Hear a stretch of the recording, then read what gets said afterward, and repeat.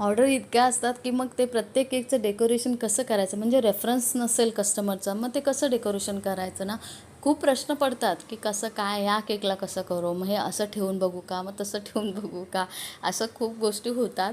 खरं तर रेफरन्स असेल ना तर पटकन होऊन जातो, म्हणजे जसा आहे तसा बनवा, तर ते एवढं विचार करावा लागत नाही.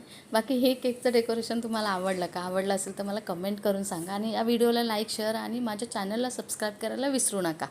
आता इथे मी केक बनवायला घेतला आहे, इथे काजू कतली फ्लेवरचा केक बनवते. तर 200 ग्रॅम इतकं मी प्रिमिक्स घेतलेलं आहे.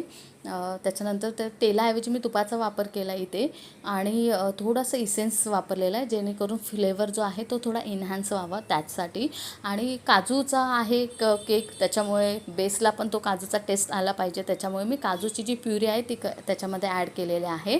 आणि असा तो बेस मस्त बेक करून इथे घेतलेला आहे. शुगर सिरप जे घेतले आहे त्याच्यामध्ये पण मी शुगर खूप कमी प्रमाणात वापरलेले आहे, जेणेकरून जो बॅलन्स व्हावा, कारण काजू कतली आतमध्ये लेअरिंगला पण वापरणार आहोत, त्याच्यामुळे तो गोड जास्त लागू नये.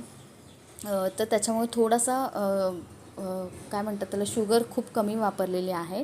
आणि असंच याच केकच्या बाबतीत नाही तर प्रत्येक केक हा विचार करूनच बनवलेला. अगदीच अर्धा किलोची तुमची जरी ऑर्डर असेल ना तरी तो खूप स्पेशली तो तुमच्यासाठी म्हणून स्पेशली बनवलेला जातो. दिवसाला तो फ्रेश तुम्हाला सेम डेला दिला जातो.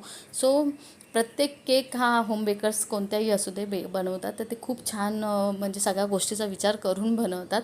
आपल्याकडचा जो चोको चिप्स केक आहे तोही थोडा टेस्ट सगळ्यांपेक्षा थोडी वेगळी आहे, त्याच्यामध्ये पण मी थोडंसं ॲड ऑन केलं आहे थोडी स्वतःची करून. तर तोही आपला हॉट सेलिंग केक आहे. त्याच्यानंतर सेकंड आहे तो रसमलाई. तर हा असा आजचा केकचा होता ऑर्डर. बरं, तुम्हाला हा व्हिडिओ आवडला का?